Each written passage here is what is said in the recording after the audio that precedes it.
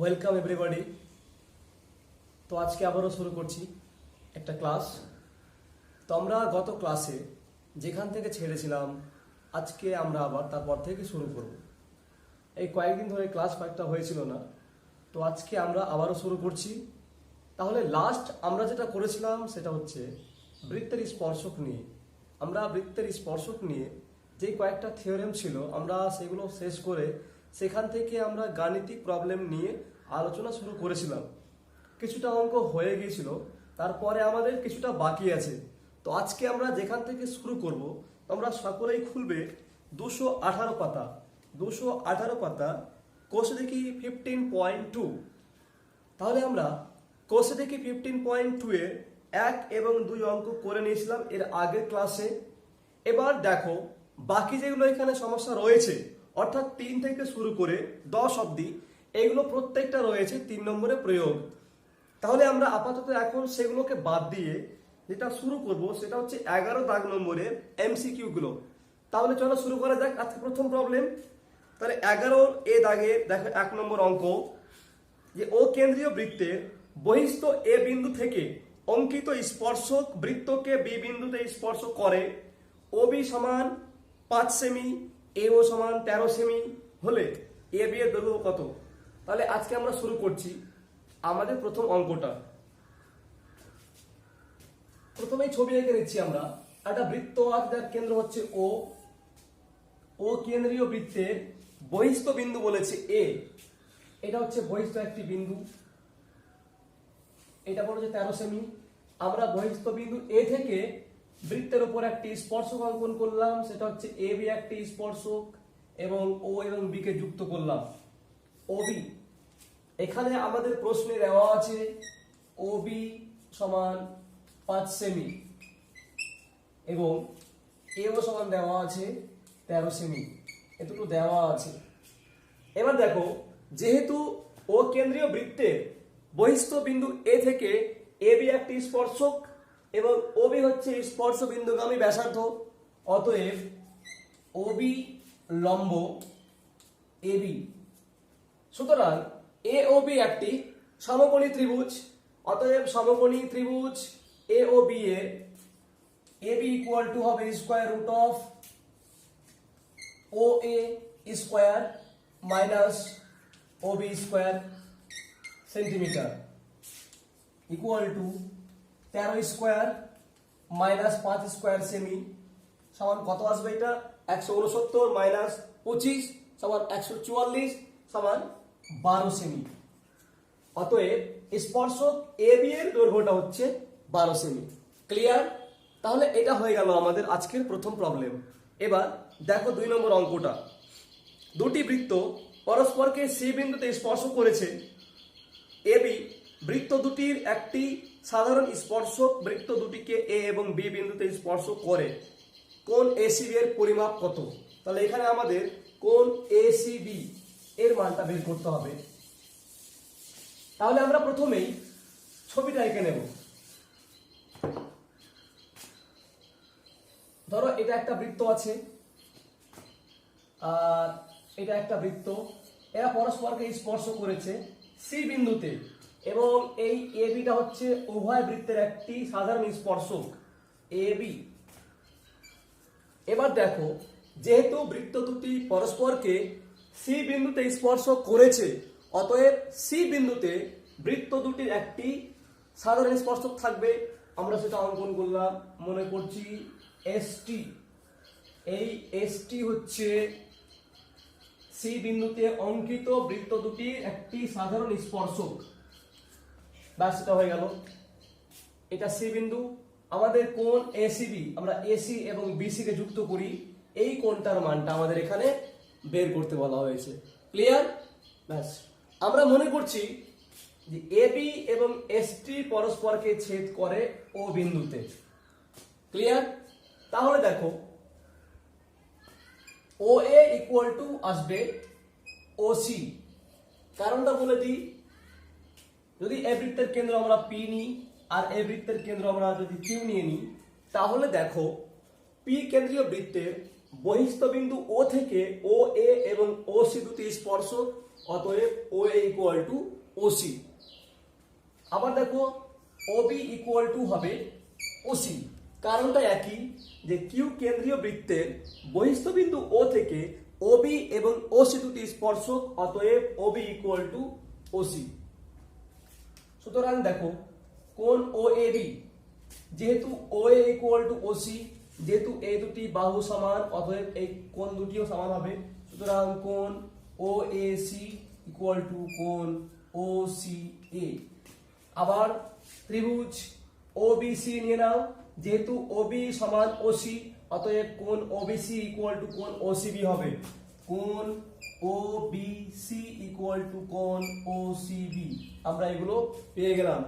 এবার আমরা নিচ্ছি ত্রিভুজ এ বি সি। নাও ত্রিভুজ এ বি সি, দেখো ত্রিভুজ এ বি সি থেকে আমরা কি পাচ্ছি, যে কোণ এ সি বি প্লাস কোণ এ বি সি প্লাস কোণ বি এ সি, এই তিনটি কোণের যোগফলটা হবে 180 ডিগ্রি।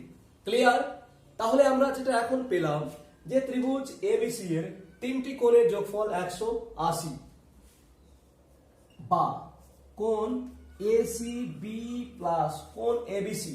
দেখো কোণ এবিসি মানে হচ্ছে কোণ ওবিসি, তাহলে এখানে লিখলাম কোণ ওবিসি প্লাস, আবার দেখো কোণ বিএসি মানে হচ্ছে কোণ ওএসি, কোণ ওএসি সমান 180 ডিগ্রি,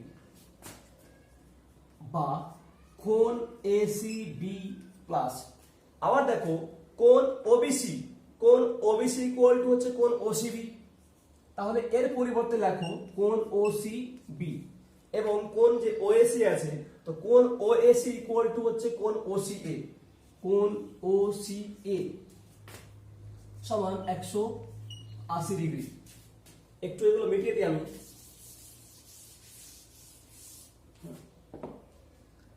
তাহলে কোণ এসিবি প্লাস, এবার দেখো কোণ ওসিবি প্লাস কোণ ওসিএ। একটু ছবিতে এসো, কোণ ওসিএ বলতে এই কোণটা বোঝায়, শুধু এই কোণটা, এবং কোণ ওসিবি বলতে বোঝায় এই কোণটা, ওসিবি বলতে এই কোণটা বোঝায়।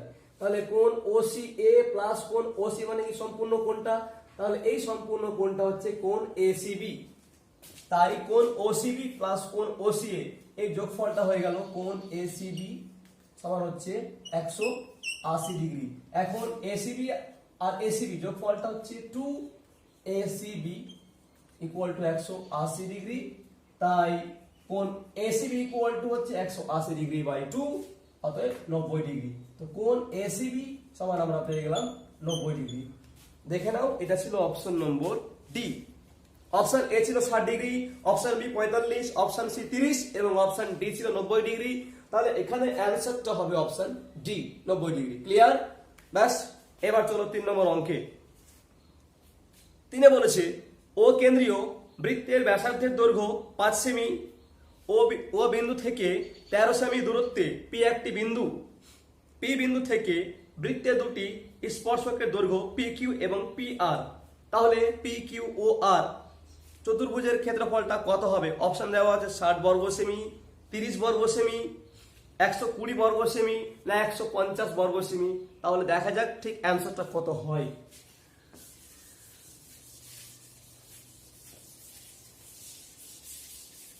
এখানে আমি জাস্ট দেখাচ্ছি অঙ্কটা কিভাবে করতে হবে, বাকি তোমাদেরকে নিজেদেরকে ভাষা লিখে যেখানে যেমন ভাষা প্রয়োজন ঠিক সেখানে তেমন ভাষা প্রয়োগ করে অঙ্কটা কিন্তু কমপ্লিট করতে হবে।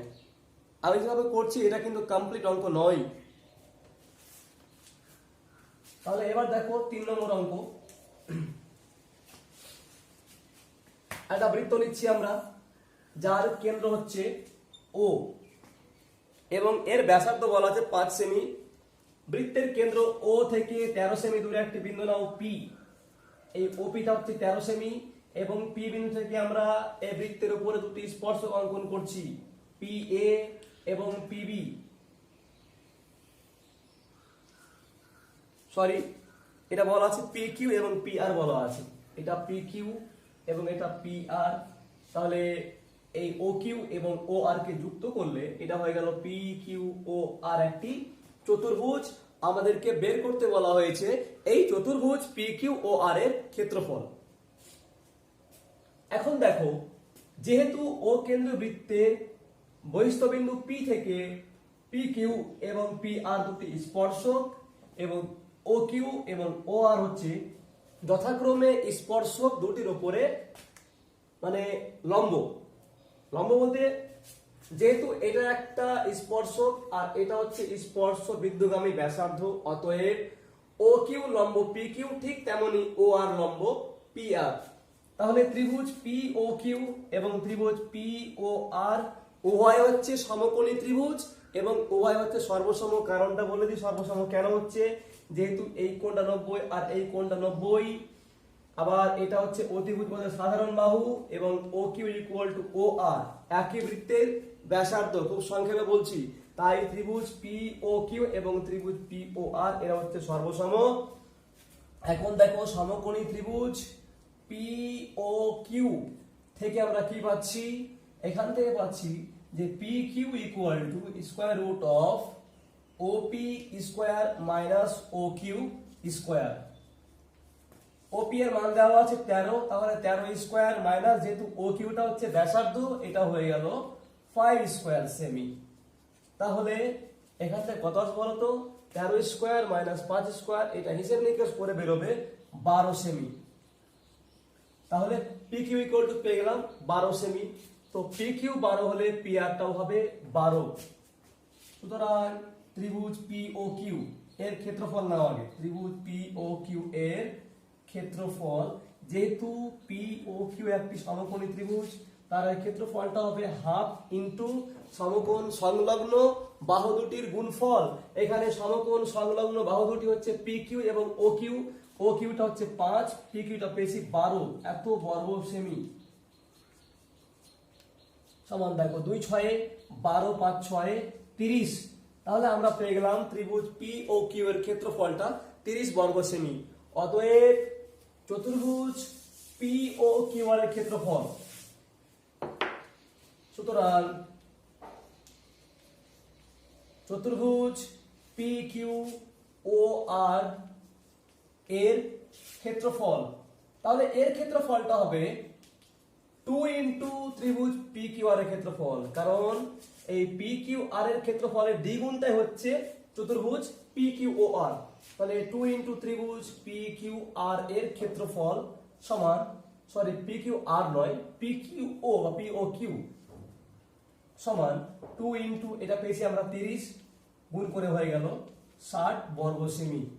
তাহলে আমরা পেয়ে গেলাম যে চতুর্ভুজ পি কিউ ও আর এর ক্ষেত্রফলটা হচ্ছে 60 বর্গ সেমি। ব্যাস ক্লিয়ার, এটা হয়ে গেল আমাদের 3 নম্বর অঙ্ক। এবার দেখো 4 নম্বর। 4-এ বলেছে দুটি বৃত্তের ব্যাসার্ধের দৈর্ঘ্য 5 সেমি এবং 3 সেমি, বৃত্ত দুটি পরস্পরকে বহিঃস্পর্শ করে, বৃত্ত দুটির কেন্দ্রদ্বয়ের মধ্যেকার দূরত্ব কত? অপশন দেওয়া আছে 2 সেমি, 2.5 সেমি, 1.5 সেমি অথবা 8 সেমি। তাহলে দেখে নেওয়া যাক কত বেরোয়।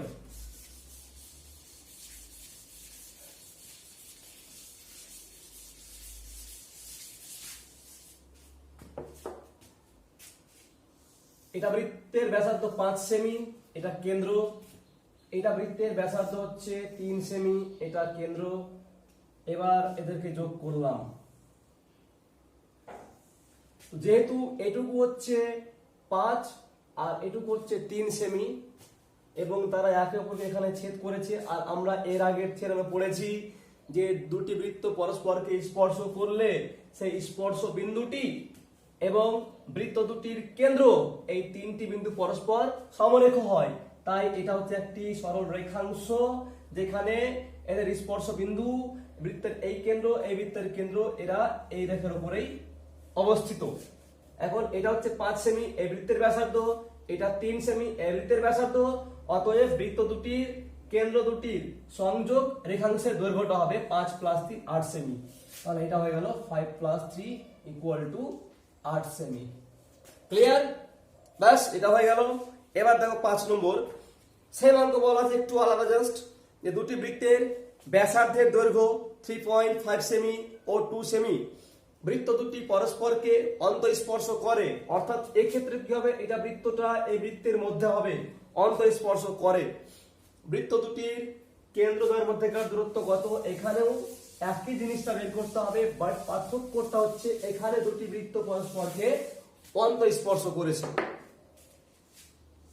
তাহলে এবার ডায়াগ্রামটা আসবে এরকম, ধরো এটা কেন্দ্র হচ্ছে এই বৃত্তের কেন্দ্র পি, আর এটা কেন্দ্রটা হচ্ছে এই বৃত্তের কেন্দ্র কিউ। আমাদের বের করতে হবে পি কিউটা। মনে করছি যে আমরা এই দুটি বৃত্ত পরস্পরকে স্পর্শ করেছে সি বিন্দুতে, আমরা যোগ করলাম। এখন পি কিউ সি এরা সমরেখা যেহেতু, তাই পি কিউ ইকুয়াল টু হচ্ছে পিসি মাইনাস কিউসি। এখন পিসিটা হচ্ছে পি কেন্দ্রীয় বৃত্তের ব্যাসার্ধ, যার দৈর্ঘ্য হচ্ছে 3.5 সেমি, এবং কিউসিটা হচ্ছে কিউ কেন্দ্রীয় বৃত্তের ব্যাসার্ধ, যেটা বলেছে 2 সেমি। তাহলে 3.5 minus 2 semi equal to 1.5 semi. Clear? ব্যাস, এটা গেল আমাদের এমসিকিউ এর লাস্ট অঙ্ক। এবার দেখো নেক্সট, নিচে লেখা আছে নিচের বিবৃতিগুলি সত্য না মিথ্যা লিখি। একটি বৃত্তের অন্তঃস্থ একটি বিন্দু পি বৃত্তে অঙ্কিত কোন স্পর্শক পি বিন্দুগামী নয়। অর্থাৎ যদি একটা বৃত্তের মধ্যে পি একটি বিন্দু হয়, তাহলে বৃত্তের কোন স্পর্শক ওই পি বিন্দুগামী হবে না। তাহলে দেখে নেওয়া যাক যে এটা কতটা সত্য বা কতটা মিথ্যা।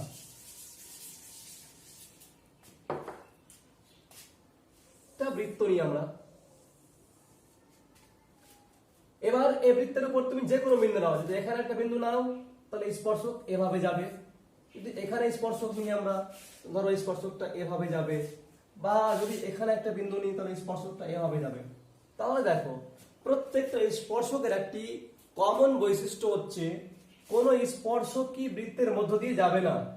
এখন যদি বৃত্তের মধ্যে একটা বিন্দু পি নিই, ধরো এখানে একটা বিন্দু আমরা পি নিয়েছি, তাহলে কিন্তু কোন স্পর্শকই এই পি বিন্দুগামী হবে না। কারণ এখানে তাকিয়ে দেখো প্রত্যেকটা স্পর্শক জাস্ট বাইরে থেকে এসে বৃত্তকে কোন একটা বিন্দুতে স্পর্শ করে আবার বেরিয়ে গেছে, কিন্তু কোন স্পর্শক বৃত্তের মধ্যে প্রবেশ করেনি। তাই বৃত্তের কোন স্পর্শকই এই পি বিন্দুগামী হতে পারে না। তাহলে যেটা বলা আছে বিবৃতিটা এটা সত্য।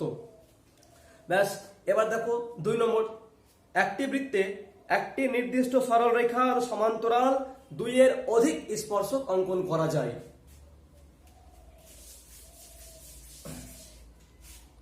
তাহলে এটাও দেখি, ধরো এটা একটা বৃত্ত নিয়েছি আমরা, এবার এখানে একটা জ্যা নিয়েছি, একটা সরল রেখা, বৃত্তের মধ্যে একটি সরল রেখাংশ নিয়েছি।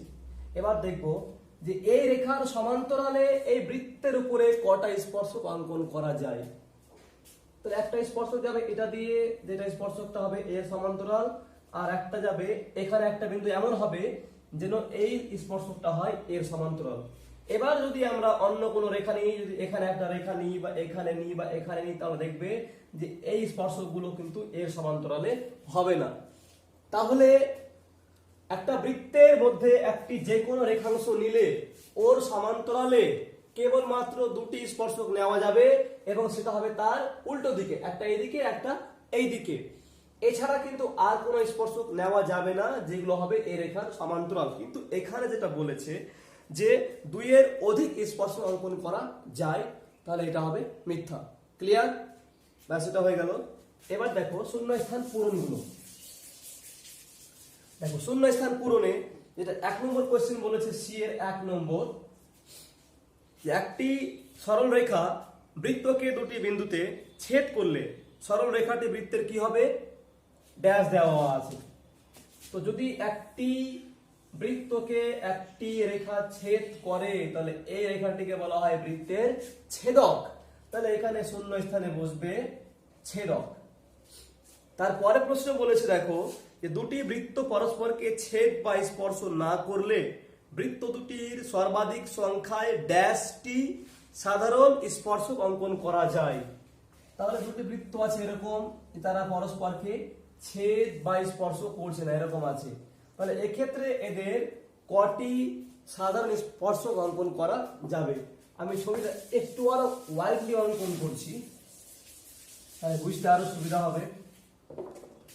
ধরো একটা বৃত্ত এখানে আছে, একটা বৃত্ত এখানে আছে, এরা পরস্পরকে ছেদ বা স্পর্শ করেনি। তাহলে দেখো এটা হচ্ছে ওদের একটা সাধারণ স্পর্শক, এটা একটা, আর একটা এভাবে যাবে, আর একটা এভাবে যাবে, তাহলে মোট 4টা হবে। তাহলে দুটি বৃত্ত পরস্পরকে ছেদ বা স্পর্শ না করলে ওদের 4টি সাধারণ স্পর্শক অঙ্কন করা যায়। তার মধ্যে যেগুলো একই দিয়ে গেছে, ধরো এটা এই স্পর্শকটা আর এই স্পর্শকটা, এ দুটো উপর দিয়ে আছে, এ দুটো নিচে দিয়ে আছে। সরি, এই স্পর্শক দুটো উপরে দুটো বিন্দুকে স্পর্শ করেছে এবং এই স্পর্শকটা নিচের দুটো বিন্দুকে স্পর্শ করেছে, তাই এদেরকে বলা হবে সরল সাধারণ স্পর্শক। কিন্তু এগুলো দেখো একটা উপরে বিন্দু আছে, একটা নিচের বিন্দু আছে, তাই এই যে স্পর্শক দুটি আছে, এই দুটি স্পর্শকের প্রত্যেককে বলা হয় তির্যক। তির্যক সাধারণ স্পর্শক, বোঝা গেল তো? এগুলো হচ্ছে সরল আর এই দুটো হচ্ছে তির্যক। এগুলো একটু খেয়াল রাখবে, এগুলো একটু মাথায় রাখবে, পরবর্তীকালে এগুলো কাজে লাগতে পারে। ব্যাস, এটি হয়ে গেল আমাদের। তাহলে আমাদের যেগুলো 1 নম্বরে কোয়েশ্চেন ছিল, শর্ট কোয়েশ্চেন, এমসিকিউ, শূন্য স্থান কিংবা সত্য মিথ্যা, আমরা সেগুলো সেরে ফেললাম। এবার দেখো এখানে এর পরে যেগুলো 2 নম্বরে কোয়েশ্চেন আছে, অর্থাৎ দাগ নম্বর 12তে, দাগ নম্বর 12তে যেগুলো 2 নম্বরের জন্য কোয়েশ্চেন আছে, এবার আমরা সেগুলো সলভ করব। রেডি তোমরা তো? So ready. তো ফার্স্ট অঙ্ক আছে, এখানে দেখো একটা ছবি দেওয়া আছে যে পাশের চিত্রে বৃত্তের কেন্দ্র ও এবং বি ও এ ব্যাস বৃত্তের পি বিন্দুতে অঙ্কিত স্পর্শক বর্ধিত বি এ কে টি বিন্দুতে ছেদ করে। কোণ পি বি ও সমান 30 ডিগ্রি হলে কোণ পি টি এর মান নির্ণয় করি। তাহলে আমরা আগে ছবিটা এঁকে নিই।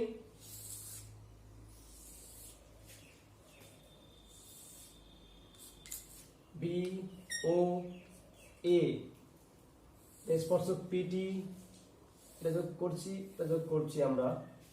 এবার যেগুলো কোণ দেওয়া আছে, কোণ পিবিও অর্থাৎ এই কোণটা হচ্ছে আমাদের 30 ডিগ্রি, তাহলে কোণ পিটিএ এই কোণটা কত এটা বের করতে বলা হয়েছে। Very clear. এবার দেখো ওবি ইকুয়াল টু ওপি, তাই না? ওবি ইকুয়াল টু ওপি, একই বৃত্তের ব্যাসার্ধ, অতএব কোণ ওবিপি ইকুয়াল টু কোণ ওপিবি সমান 30 ডিগ্রি।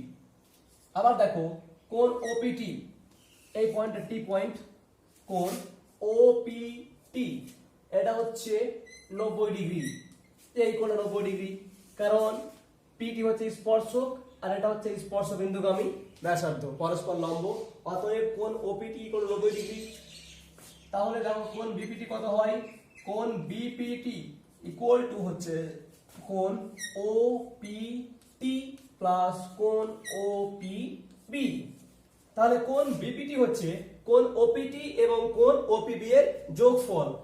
তার মধ্যে এই কোণটা হচ্ছে 90 আর এই কোণটা 30, যোগ করে হয়ে গেল 120 ডিগ্রি, তাই এই কোণটা পেলাম 120 আর এই কোণটা হচ্ছে 30। এবার ত্রিভুজ বিপিটি নাও, ত্রিভুজ বিপিটি, দেখো ত্রিভুজ বিপিটি এর কোণ পিটিবি, কোণ পিটিবি অর্থাৎ এই কোণটা, এটা হচ্ছে 180 ডিগ্রি মাইনাস কোণ, এটা কোণ এবং এটা কোণ, এই কোণটা 30, এই কোণটা 120, তাহলে 30 প্লাস 120 150, তাহলে 180 মাইনাস 150 ইকুয়াল টু 30 ডিগ্রি। তাহলে এই কোণটা হয়ে গেল 30, আমরা পিটিবি পেয়েছি, কোণ পিটিবি ইকুয়াল টু 30, বাট আমাদেরকে বের করতে বলা হয়েছে কোণ পিটিএ। সুতরাং কোণ পিটিএ সমান কোণ পিটিবি সমান 30 ডিগ্রি। যেহেতু কোণ পিটিএ এবং কোণ পিটিবি বলতে এই কোণটাকে বোঝায়, তাই কোণ পিটিএ সমান কোণ পিটিবি সমান 30 ডিগ্রি। ব্যাস, এটা অঙ্কটা হয়ে গেল। এবার দেখো নেক্সট চিত্র, 2 নম্বর চিত্র। যে পাশের চিত্রে এবিসি ত্রিভুজ একটি বৃত্তে পরিলিখিত এবং বৃত্তকে পি কিউ এবং আর বিন্দুতে স্পর্শ করে যদি এপি সমান 4, বিপি 6, এসি 12, বিসি এক্স হয়, তাহলে এক্স এর মান কত?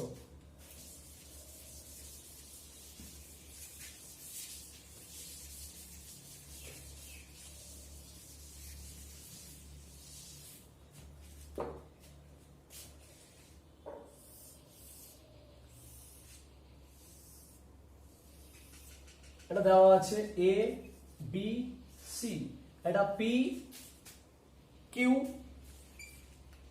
আর এটা ও এপি। এপি ইকুয়াল টু হবে এ আর 4 সেমি। ক্লিয়ার? আচ্ছা, এটা হয়ে গেল। বিপি 6 দেওয়া আছে। এখন দেখো বিপি ইকুয়াল টু হবে বিকিউ ইকুয়াল টু 6 সেমি। বিপি আর বিকিউটা সমান 6। এসি বলা আছে 12, এসি বলেছে 12 সেমি। তাহলে দেখো এসি মানে হচ্ছে এ আর প্লাস সি আর, তাহলে সি আর ইকুয়াল টু হবে AC minus A R. AC বলেছে 12 আর এ আর হচ্ছে 4 সেমি, তাই বিয়োগ করে এটা হয়ে গেল 8 সেমি। তাহলে সি আর পেয়ে গেলাম 8, তাহলে C Q equal to C R equal to 8 cm. যেহেতু সি আর পেয়েছি 8, তাই সি কিউটা হয়ে গেল 8। এখন আমাদেরকে বের করতে বলেছে এক্স। এক্স ইকুয়াল টু হচ্ছে বিসি, এক্স মানে বিসি, আর বিসি মানে হচ্ছে বিকিউ প্লাস সিকিউ। এখন বিকিউ কত পেয়েছি আমরা? বিকিউ পেয়েছি 6 আর সিকিউ পেয়ে গেলাম 8, তাহলে 6 plus 8 equal to 14 semi. Clear? তাহলে আমরা বিসি বা এক্স এর মানটা পেয়ে গেলাম 14 সেমি। ব্যাস, এটা হয়ে গেল আমাদের 2 নম্বর চিত্র। এবার দেখো 3 নম্বর চিত্র। তো আমি 3 নম্বর চিত্রটা দেখানোর আগে 4 এবং 5 দেখাবো।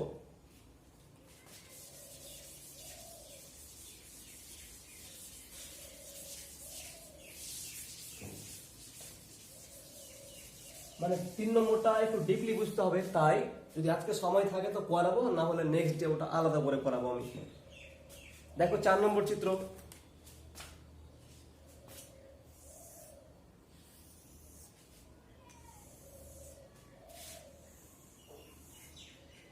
এটা নেওয়া আছে, এটা সি, এটা হচ্ছে পি, এটা হচ্ছে কিউ, এই পয়েন্টটা কিউ, আর এখানে একটা স্পর্শক দেওয়া আছে, যেটা এ বিন্দু বলেছে, এটা বি বিন্দু বলেছে, এটা সি বলা আছে, এটা আর বলা আছে, সরি এটা আর, এটা বৃত্তের কেন্দ্র ও। এবার এখানে যেগুলো বলা আছে সিপি, এবার দেখো সিপি কোনটা? সিপি হচ্ছে এটা। এখন সিপি ইকুয়াল টু হবে সিকিউ, তাহলে সিপি ইকুয়াল টু সিকিউ, এটা হবে 11 সেমি।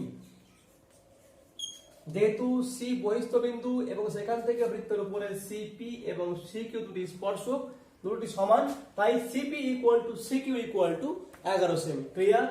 আচ্ছা, আর বলা আছে বিসি। বিসিটা হচ্ছে 7 সেমি, বিসিটা 7 সেমি। ঠিক আছে, এবার দেখো সিকিউটা 11, সিকিউ সম্পূর্ণটা 11, তার মধ্যে বিসি 7, তাহলে বিকিউ কত হবে? তো বিকিউ ইকুয়াল টু হচ্ছে সিকিউ মাইনাস বিসি, তাহলে 11 মাইনাস 7 সেমি সমান 4 সেমি। তাহলে আমরা বিকিউ এটা পেয়ে গেলাম 4 সেমি। এবার দেখো এই বৃত্তের বহিস্থ বিন্দু বি, এই বহিস্থ বিন্দু বি থেকে বিকিউ এবং বি আর দুটি স্পর্শক, তাহলে BQ equal to B R equal to 4 সেমি। সুতরাং B R equal to BQ equal to 4 সেমি। ক্লিয়ার? ব্যাস, এটা হয়ে গেল এখানকার 4 নম্বর অঙ্ক। এবার দেখো 5 নম্বর অঙ্ক কি বলেছে, যে দুটি বৃত্তের ব্যাসার্ধের দৈর্ঘ্য 8 সেমি এবং 3 সেমি এবং তাদের কেন্দ্রদ্বয়ের মধ্যে দূরত্ব 13 সেমি। বৃত্ত দুটির একটি সরল সাধারণ স্পর্শকের দৈর্ঘ্য কত হবে?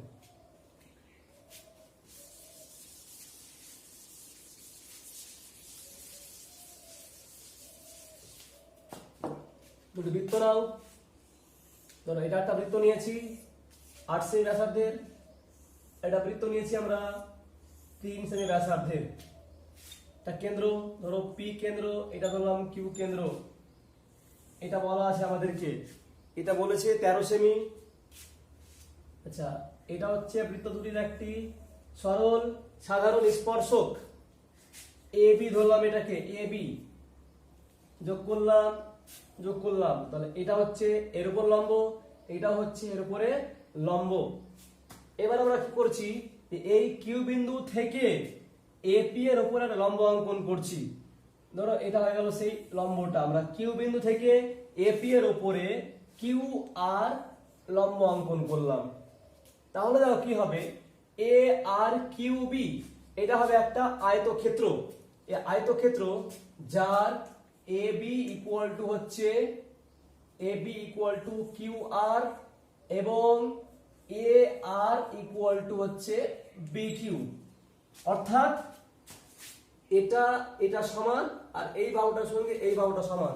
এখন দেখো যেহেতু বি কিউটা 3 সেমি আমাদের বলা আছে, বি কিউ 3 সেমি হওয়ার জন্য এ আর হবে 3 সেমি। তাহলে A R equal to B Q equal to 3 সেমি এবং এপিটা হচ্ছে 8 সেমি। এপি 8 সেমি, যেহেতু এটা হচ্ছে বড় বৃত্তের ব্যাসার্ধ। তাহলে আরপি কত হবে বা পি আর কত হবে? পি আর ইকুয়াল টু হচ্ছে AP minus A R. AP minus A R equal to হচ্ছে পি আর। তাহলে এবার দেখো এপিটা কত বলা আছে 8 মাইনাস এ আর কত বলা আছে 3। তাহলে 8 মাইনাস 3 সেমি, এটা বিয়োগ করে আমরা পেয়ে গেলাম 5 সেমি। তাহলে এটা হচ্ছে 5। এবার যেহেতু আমরা নিয়েছি যে কিউ আর এপির উপরে লম্ব,